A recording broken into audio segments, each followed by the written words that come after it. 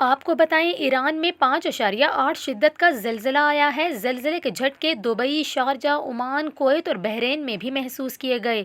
امریکی geological survey کے مطابق زلزلے کا مرکز ایران کے ایک ساحلی شہر سے 60 کلومیٹر شمال میں تھا، جبکہ زلزلے کی گہرائی 10 کلومیٹر ریکارڈ کی گئی۔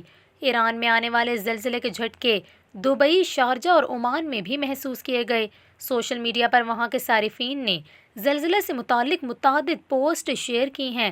غیر ملکی خبر رساں ادارے کے مطابق متحدہ عرب امارات کی مختلف ریاستوں میں رات گئے 3:19 پر زلزلے کے شدید جھٹکے محسوس کیے گئے۔ رپورٹس کے مطابق زلزلے سے لوگ سوتے ہوئے اٹھ گئے اور عمارتوں اور گھروں سے باہر نکل آئے۔ زلزلے سے فوری طور پر کسی جانی یا مالی نقصان کی اطلاعات موصول نہیں ہوئیں۔